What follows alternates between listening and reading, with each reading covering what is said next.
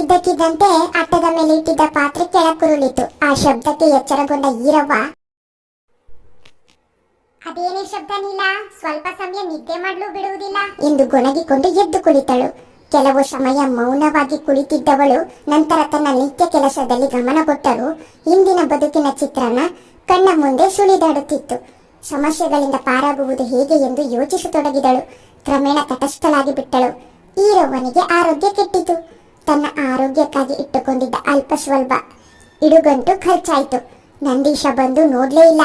ಇದ್ದುದರಲ್ಲಿ ಮಾದೇಶ ಒಂದಷ್ಟು ಸಹಾಯ ಮಾಡ್ದ. ಈರವ್ವ ನೀಲಾಳನ್ನು ಜೊತೆ ಮಾಡಿಕೊಂಡು ಸರ್ಕಾರಿ ಆಸ್ಪತ್ರೆಗೆ ಅಲೆದಾಡಿದಳು. ಅವರು ಕೊಟ್ಟ ಔಷಧಿ ಕುಡಿದು ಸಾಕಾಯಿತು ಎಂದುಕೊಂಡಳು. ಆದರೂ ಗುಣವಾಗಲಿಲ್ಲ. ಕಡೆಗೆ ತಾನು ತನ್ನೂರಿನಲ್ಲಿದ್ದಾಗ ಉಪಯೋಗಿಸುತ್ತಿದ್ದ ಹಸಿರು ಔಷಧಿಯನ್ನು ಮಾಡಿಕೊಂಡಳು. ತನಗೆ ಬೇಕಾದ ಗಿಡಮೂಲಿಕೆಗಳು ಪಕ್ಕದವರ ತೋಟದಲ್ಲಿ ಸಿಕ್ಕಿತ್ತು. ವಾರದೊಳಗೆ ಆರೋಗ್ಯ ಸುಧಾರಿಸಿತು. ನನಗೆ ತಿಳಿದ ಔಷಧಿಯಿಂದಲೇ ಮೇಲಾಯ್ತು. ಆ ಆಸ್ಪತ್ರೆಗೆ ಹೋಗಿ ಬರಲು ಮಾಡಿದ ಹಣ ದಂಡವಾಯಿತು. ಇನ್ನು ಮುಂದೆ ನಾನೇ ಔಷಧಿ ತಯಾರು ಮಾಡಿ ಸುತ್ತಮುತ್ತಲಿನ ಜನರನ್ನು ತನ್ನತ್ತ ಸೆಳೆದುಕೊಳ್ಳಬೇಕು ಎಂದು ಯೋಚಿಸಿದಳು. ಬುದ್ಧಿವಂತೆ ಈರವ್ವ ಸುತ್ತಮುತ್ತಲಿನ ಜಮೀನಿಗೆ ಕೂಲಿಗೆ ಹೋಗುವ ಜನರ ಆರೋಗ್ಯ ಕೆಟ್ಟಾಗ ಉಚಿತವಾಗಿ ಔಷಧಿ ಕೊಡುತ್ತಾ ಬಂದಳು. ಚೇತರಿಸಿಕೊಂಡ ನಂತರ ಜನರು ತಮಗನ್ನಿಸಿದ್ದನ್ನು ಯಾವುದೋ ರೂಪದಲ್ಲಿ ಕೊಡುತ್ತಿದ್ದರು. ಹಣವಿದ್ದಾಗ ಹಣ, ಇಲ್ಲವೇ ಕಾಳು ಕಡ್ಡಿ ಅಥವಾ ತರಕಾರಿಗಳನ್ನು ಕೊಟ್ಟು ಕೃತಜ್ಞತೆ ತೋರಿಸುತ್ತಿದ್ದರು. ಜನ ಬಡವರಾದರೂ ಅವರಲ್ಲಿ ಇರುವ ಮಾನವೀಯ ಗುಣಗಳನ್ನು ಕಂಡು ಚಕಿತಗೊಳ್ಳುತ್ತಿದ್ದಳು. ಇಲ್ಲಿ ಯಾವುದೇ ಜಾತಿ, ಮತ, ಧರ್ಮ ಎಂಬುದಕ್ಕೆ ಅವಕಾಶ ಇರಲಿಲ್ಲ. ಎಲ್ಲರೂ ನಮ್ಮವರು, ಅವರಿಗೆ ಸಹಕರಿಸುವುದು ನನ್ನ ಕರ್ತವ್ಯ ಎಂದುಕೊಂಡಿದ್ದಳು. ಇದರಿಂದ ಈರವ್ವ ತನ್ನ ಊರಿನಲ್ಲಿ ಅಲ್ಲದೆ ಪಕ್ಕದ ಗ್ರಾಮದ ಜನರಿಗೂ ಹತ್ತಿರದವಳಾದಳು. ಔಷಧಿ ನೀಡುವುದರಿಂದ ಗೌರವವೂ ಸಿಕ್ಕಿತು, ಹಣವೂ ಸೇರುತ್ತಿತ್ತು. ಈ ಕೆಲಸದಲ್ಲಿ ತನ್ನ ಅತ್ತೆಯ ಜೊತೆ ನೀಲಾಳು ಸಹಕರಿಸುತ್ತಿದ್ದಳು. ತನ್ನತ್ತೆ ಹೇಳಿದ ಗಿಡಮೂಲಿಕೆಗಳನ್ನು ಹುಡುಕಿ ತರುವುದು, ಅದಕ್ಕೆ ಬೇಕಾದ ಸಾಮಗ್ರಿಗಳನ್ನು ಒದಗಿಸುವುದು ಅವಳ ನಿತ್ಯದ ಕೆಲಸವಾಯಿತು. ಇದರ ಜೊತೆ ಮನೆಯ ಕೆಲಸವೂ ಅಂಟಿಕೊಂಡಿತ್ತು. ಇದಲ್ಲದೆ ಈರವ್ವ ತನ್ನ ಮನೆಯ ಸುತ್ತ ಇದ್ದ ಖಾಲಿ ಜಾಗದಲ್ಲಿ ತರಕಾರಿ ಬೆಳೆಯತೊಡಗಿದಳು. ಬೆಳೆದ ತರಕಾರಿಯನ್ನು ಮಾರತೊಡಗಿದಳು. ಆದರೂ ಈ ಕೆಲಸಗಳಿಂದ ಈರವ್ವನಿಗೆ ಅಷ್ಟಾಗಿ ತೃಪ್ತಿ ಸಿಗುತ್ತಿರಲಿಲ್ಲ. ಏನನ್ನಾದರೂ ಹೊಸ ಕೆಲಸ ಮಾಡುವ ಯೋಚನೆಯಲ್ಲಿದ್ದಳು. ಕ್ರಮೇಣ ಊರ ಜನರು ಈರವ್ವನನ್ನು ಹೆಸರಿಡಿದು ಕರೆಯುವುದನ್ನು ಬಿಟ್ಟು ಅಮ್ಮಣ್ಣಿ ಎಂದು ಕರೆಯತೊಡಗಿದರು. ಆಕೆಯ ವಯಸ್ಸು ಮತ್ತು ಸಹಕಾರ ಮನೋಭಾವ ಹಳ್ಳಿಯ ಜನರಿಗೆ ಹಿಡಿಸಿತ್ತು. ನೀಲ ತರಕಾರಿ ಹೊತ್ತುಕೊಂಡು ಹೋಗಿ ಮಾರಿ ಬರುತ್ತಿದ್ದಳು. ತನ್ನ ಅತ್ತೆ ಹೇಳಿದ್ದಕ್ಕಿಂತ ಸ್ವಲ್ಪ ಹೆಚ್ಚಿಗೆ ಹಣಕ್ಕೆ ಮಾರಿ ಬಂದ ಹೆಚ್ಚಿನ ಕಾಸನ್ನು ತಾನು ಜೋಪಾನ ಮಾಡಿಕೊಳ್ಳುತ್ತಿದ್ದಳು. ಆ ಮನೆಯಲ್ಲಿ ನೀಲಾಳದೇ ಆದ ಪ್ರತ್ಯೇಕ ಸ್ಥಳವಿರಲಿಲ್ಲ. ಎಲ್ಲರೊಟ್ಟಿಗೆ ತನ್ನ ಬಟ್ಟೆಯನ್ನು ಇಟ್ಟುಕೊಂಡಿದ್ದಳು. ಮಾದೇಶ ಮತ್ತು ಮಾದೇವಿ ಬೇರೆ ಅಡುಗೆ ಮಾಡಿಕೊಳ್ಳುತ್ತಿದ್ದರು. ಒಟ್ಟಿಗೆ ಒಂದೇ ಮನೆಯಲ್ಲಿದ್ದರು. ದೂರವಾಗಿದ್ದ ನಂದೀಶ ಮತ್ತು ಅವನ ಹೆಂಡತಿ ನಳಿನಿ ಕೂಡ ಈರವ್ವನನ್ನು ನೋಡಲೆಂದು ಆಗಾಗ ಬಂದು ಹೋಗುತ್ತಿದ್ದರು. ನಂದೀಶನಿಗೆ ತನ್ನ ಅವ್ವ ಇರುವ ಮನೆ ನನಗೆ ದಕ್ಕದಿದ್ದರೆ ಎಂಬ ಮುಂದಿನ ಆಲೋಚನೆಯಲ್ಲಿ ಅವ್ವನೊಂದಿಗೆ ತನ್ನದೇ ಕಷ್ಟಗಳನ್ನು ಹೇಳಿಕೊಳ್ಳುತ್ತಾ ಅಂಟಿಯೂ ಅಂಟದಂತೆ ಇದ್ದ. ನೀಲ ತನ್ನ ಹರಿದ ಬಟ್ಟೆಗಳನ್ನು ನೋಡಿ ನೋಡಿ ಸಂಕಟ ಪಟ್ಟುಕೊಳ್ಳುತ್ತಿದ್ದಳು. ಅದಕ್ಕಾಗಿ ಹೆಚ್ಚಿಗೆ ಬಂದ ಹಣವನ್ನು ತನ್ನ ಬಟ್ಟೆಯ ಗಂಟಿನಲ್ಲಿ ಕೂಡಿಡುತ್ತಾ ಬಂದಳು. ವರ್ಷಾನುಗಟ್ಟಲೆ ಕಷ್ಟಪಟ್ಟು ದುಡಿದ ಹಣ ಸಾಕಷ್ಟು ಸೇರಿತ್ತು. ಹಣ ಸಾಕಷ್ಟಾಗಿದೆ.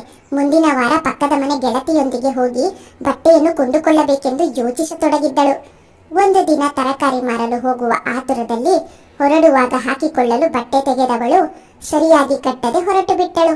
ಈರವ್ವ ಯಾವುದೋ ಕೆಲಸಕ್ಕಾಗಿ ಆ ಕಡೆ ಬಂದವಳು ಬಟ್ಟೆಯ ಗಂಟು ಸರಿಯಾಗಿ ಕಟ್ಟದಿದ್ದುದನ್ನು ನೋಡಿ ಗೊಣಗಿಕೊಳ್ಳುತ್ತಲೇ ಆ ಗಂಟನ್ನು ಸರಿಪಡಿಸತೊಡಗಿದಳು.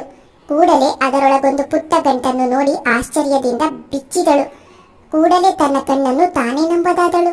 ಅರೆ ಅರೆ ಈ ಹೆಣ್ಣಿಗೆ ಇಷ್ಟೊಂದು ದುಡ್ಡು ಎಲ್ಲಿಂದ ಬಂತು?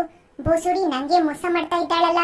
ತರಕಾರಿ ಮಾರಿದ ಹಣ ಸಂಪೂರ್ಣ ನನಗೆ ಕೊಡದೆ ಬಚ್ಚಿಟ್ಟುಕೊಂಡಿದ್ದಾಳಲ್ಲ ಎಂದು ಹಲ್ಲು ಕಡಿದವಳು ಬರ್ಲಿ ವಿಚಾರಿಸ್ಕೊಳ್ತೇನೆ ಎಂದುಕೊಂಡವಳು ತಕ್ಷಣ ಎಚ್ಚೆತ್ತುಕೊಂಡಳು.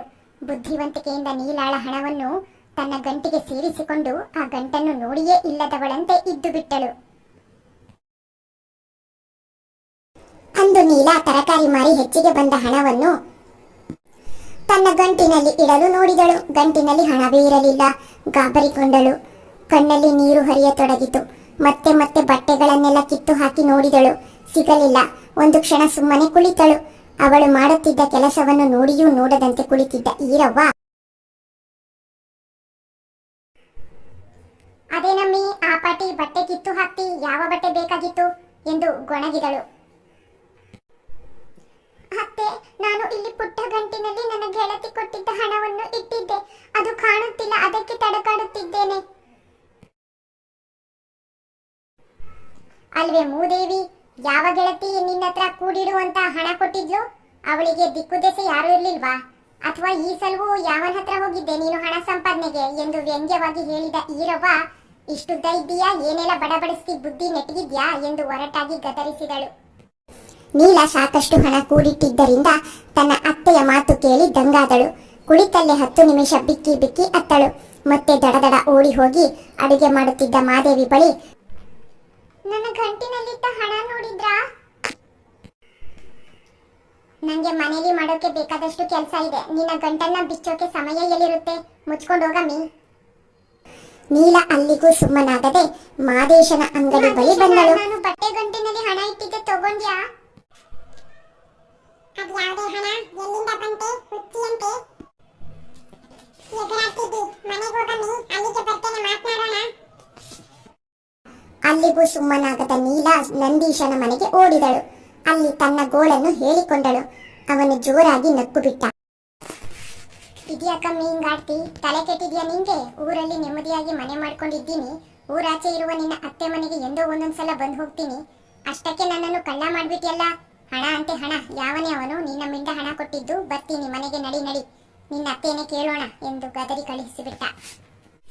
ಬರುವ ಯುಗಾದಿಗೆ ಅಕ್ಕಪಕ್ಕದ ಮಕ್ಕಳೆಲ್ಲ ಹೊಸ ಬಟ್ಟೆ ಹಾಕಿಕೊಳ್ತಾರೆ, ನಾನು ಹಾಕಿಕೊಳ್ಳಬೇಕು ಅನ್ನುವ ಆಸೆಯಿಂದ ಹಣ ಕೂಡಿಟ್ಟಿದ್ದೆ.